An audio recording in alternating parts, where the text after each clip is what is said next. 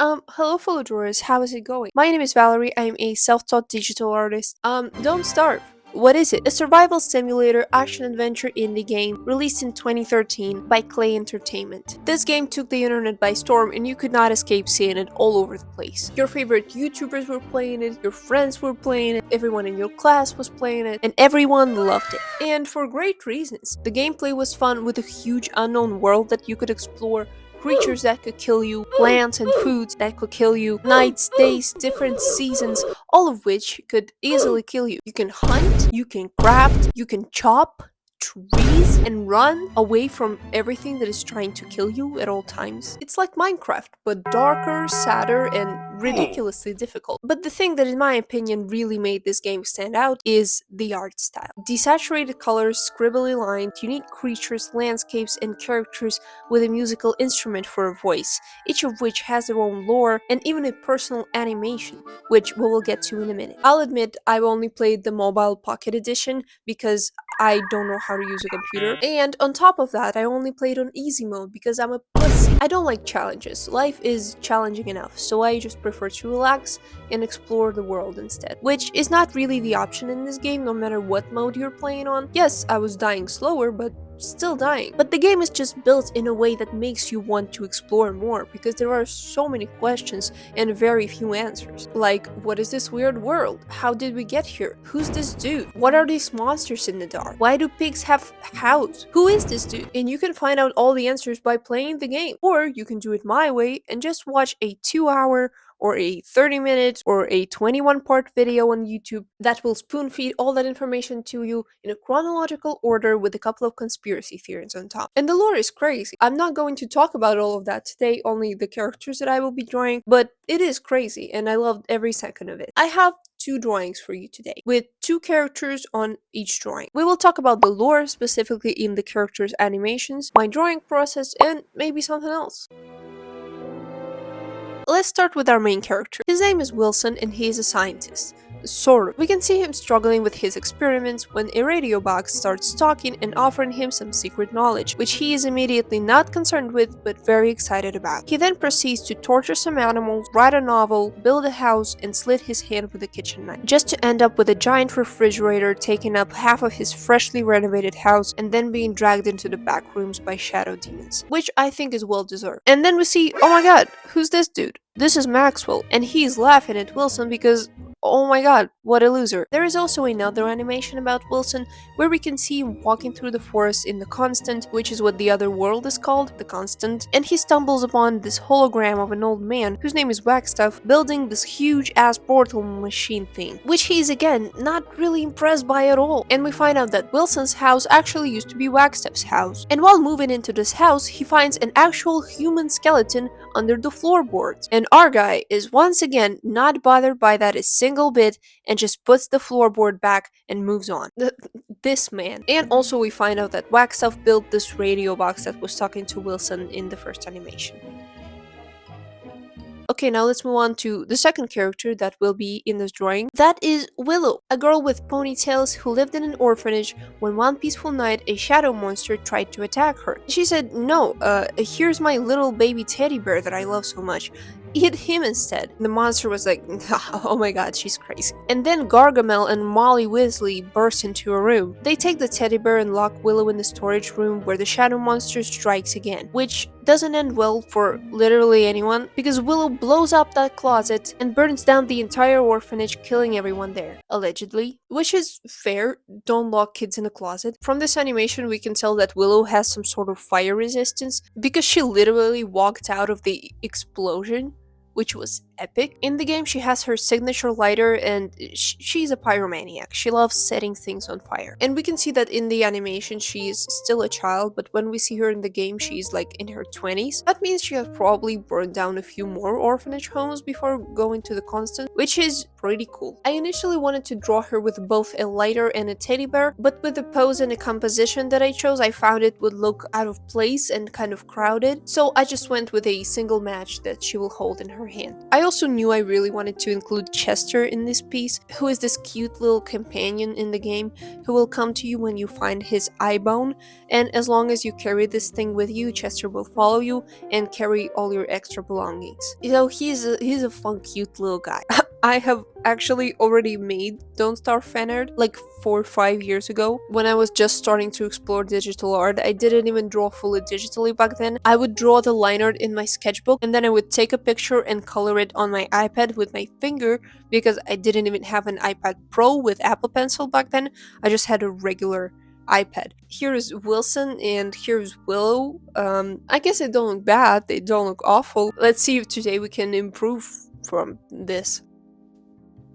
Anyways, it's spooky season. I love Halloween vibes. I love social media in October. I love seeing people drawing their OCs in Halloween costumes. I think that's really cute. And I somehow always miss it. I never managed to draw a Halloween themed drawing on time. But this year I did. I drew this, which I think is Halloween looking enough. I really want to draw my OCs in Halloween costumes, but I'm afraid I won't make it in time. And posting that in November is not the same, but I might. I don't know about you, but I love horror movies. I have lists of movies that I have watched. I have one list that has about 470 movies on it. Those are all movies except horror. And I have another list that has a little over 200 movies on it, and those are all horror movies. I don't watch as many horror movies nowadays, mostly because it gets harder and harder to find a good horror movie that I haven't seen. But I used to watch a lot of those, like to the point where I think I developed like an immunity to that, which I don't think that is healthy for you. I'm not a psychologist, but I think that must do something to your brain, right? Like, that can't be good. I haven't noticed any major damage, but I know I am paranoid, and I think horror movies might have something to do with it. Because I think when you have watched so many horror movies, you have probably seen every possible death scenario. So many types and ways that a person could die or get killed, whether that be from the hands of another person, from something supernatural, or by pure accident, like in a Final Destination type of movies. And on one hand, forewarned is forearmed. So maybe being aware of all those possible unfortunate scenarios can help you be more careful or even equip you with skills to prevent that event from happening to you. Like, do you think I will ever in my life pick up a hitchhiker? No way, dude. No way I'm letting a random person into my car or home. And I am definitely not getting into a random person's car or home myself. That never ends well. I've seen that go wrong so many times. Horror movie rule number 1: never help or accept help from strangers. They don't mean well. Some nice looking old lady drives up to you. Oh, did your car break down on this empty highway in the middle of the night? Let me help you. You're probably hungry and tired. You can sleep over at my place. My house is nearby. Don't go. Sleep in the car if needed. Sleep on the ground if needed. Build yourself a bed out of dirt, but don't go into strangers' homes ever. Just no thank you. A simple no thank you could save your life. Think about it. Any of those scenarios that could happen to you at a stranger's home are a million times worse than what can happen to you in your car in the forest in the middle of the night, even with a bear in the backseat. Alright, would you look at that? A crazy scientist, a pyromaniac, and a funny little guy who's just happy to be here. I'm thinking maybe I should start working with less saturated colors, because this looks so good. I was afraid I wouldn't manage to capture the vibe and draw the right background, because that is kind of my weak spot, but I'm really happy with the decision I went with here for the background. It gives the drawing this kind of depth, and I think it suits the style of the game really well. This took me 27 hours, which is probably a new record. My longest drawing time till now was 25 hours, I think. Okay, so let's move on to drawing number 2. Our second piece will also include 2 characters, one of which is a character named Wendy, a blonde, depressed, sad little girl with a red flower in her hair. Why is she sad? Because her sister, Abigail, is dead. In Wendy's animation called Wish You Were Here, we see the 2 sisters, one of which is kind of quiet and introverted and a nerd, cause who reads a book? Weird. And the other one is an adrenaline addict because she likes making scary faces and bunny hopping by the edge of the cliff until she slips and falls down to her death. JK, there is a flower bush down there. Everything's fine. Both girls grab red flowers from the bush, put them in their hair, and keep running around until their dad, who is by the way Maxwell's brother Jack, calls for them. And in that moment the scenery desaturates and we see that Abigail is gone and Wendy is just crazy. And in the last shot, we see the ghost of Abigail, who in the game follows Wendy around and helps protect her against enemies, which is really sweet. Well, that was pretty sad. Wendy lost her twin sister, but I mean, who runs around near the edge of the cliff? Not saying she deserved it, but natural selection is a real thing. But hopefully I will manage to make Wendy not sad anymore because she will reunite with her sister in this drawing. I was kind of hesitant but also very excited to draw them because of the structure of their hair. It looks like instant ramen. I want to eat it. And I've never drawn this type of hair. Also, while researching, I found out that the twins are supposed to be like 8 to 10 years old. To me they looked older, so I drew them looking more like 12 to 14. I hope that's fine. Anyways, what was I talking about? My paranoia. It's real. Give me any scenario and I will think of a dozen ways I could die there. And I don't want to. I don't want to die. That's why I don't go outside. I genuinely don't understand people who love the risk. You know, who like to drive fast, jump from buildings and airplanes, or like crawling through caves, you know, like narrow caves with very little space and oxygen. I don't know what that activity is called, but oh my god. Did you not see what happened to James Franco in that movie? Dude, whenever I see or hear people talk about such activities and their adrenaline packed adventures, I always think to myself, do you have a family, a mother, a loved one, a close friend? And if you actually don't, then that's great. I mean, that's sad for you, but in that case, go ahead. Do whatever you want with your life and your body. But if you have a single person who cares about you and loves you, and you still choose to do this, then you're the worst. You're bad. You're awful. That means you love adrenaline more than you love them. And in that case, why are you still tied to these people? Leave them, let them go, and go live your crazy ass life. Like, I have a mother who I love a lot and who I know loves me even more than I love her. So I am very careful with my health and my life, because risking my life would literally mean risking my mom's life. Because our mothers, they are strong, but they're not that strong. So yeah, don't make your mom worry. Go tell her you love her.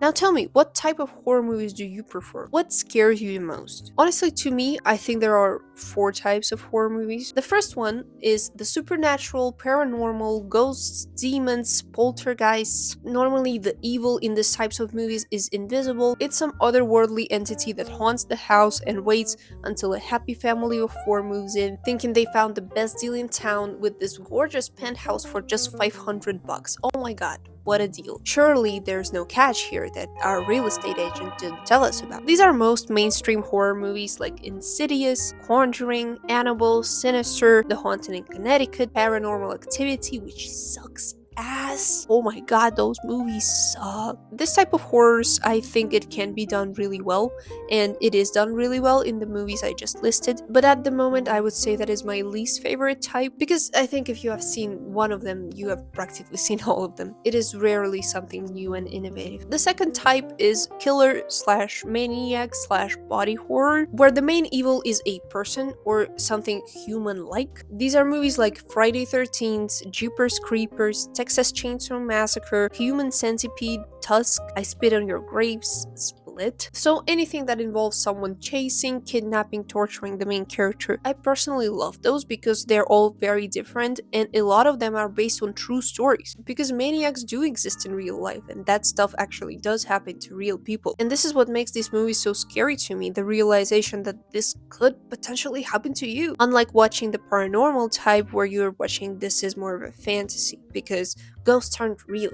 Type number 3 is the game type. It's when people get killed, but in a fun way. And not directly by other people or something paranormal, but by either some sort of torture device or machine, or by pure accident where they fell precisely onto a kitchen knife or got stuck somewhere and smashed to death. These are movies like Saw, Final Destination, Escape Room. They usually have some sort of social experiment type of moral that wants people to show their true colors and see how far they're willing to go to save their lives. I love those. I think they're so fun. I wouldn't even call them horrors, just body horrors at most, but they're always very intense and entertaining. Oftentimes there are a lot of characters that all have their own motives and secrets, and they all interact with each other. It's like watching a reality show, but with death. And the last type, number 4, is horrors with monsters or creatures that are not human-like. So Alien, War of the Worlds, Jaws, The Mist, Ritual, Quiet Place. So anything alien, animal, creature related. And I would also put zombie movies in this category, because I don't think zombies are human-like enough to be put in the second category, because they can't really think and attack in a smart, strategic way. They're more like animals. Nowadays, I mostly prefer a horror movie to be fun and entertaining over it being scary. Like, I love movies with a fun premise or some unusual idea that has never been done before. So my favorite is definitely type number 3 and partially type number 4. Yeah, so let me know if I missed something. Maybe there are other types that you can think of, and tell me which one's your favorite if you watch horror movies, of course. And we're done here. That's cute. They look cute. Drawing this hair turned out to be really therapeutic. Please pay your attention to that forest in the background. Like, who am I, Bob Ross? Oh my damn. Now, this is a new record. Wow. 32 hours. That's insane. Must be all the hair and maybe the flower wreath. I don't even know where all that time went to. But it was worth it, that's for sure. I'm really proud of this. Now, I can say for sure that there will be a part 2 to this, whether you want it or not, because I have my third drawing ready already. I just need to come up with the fourth one. So tell me which character you would like me to draw the most. Okay, I will give you a spoiler. The third drawing will be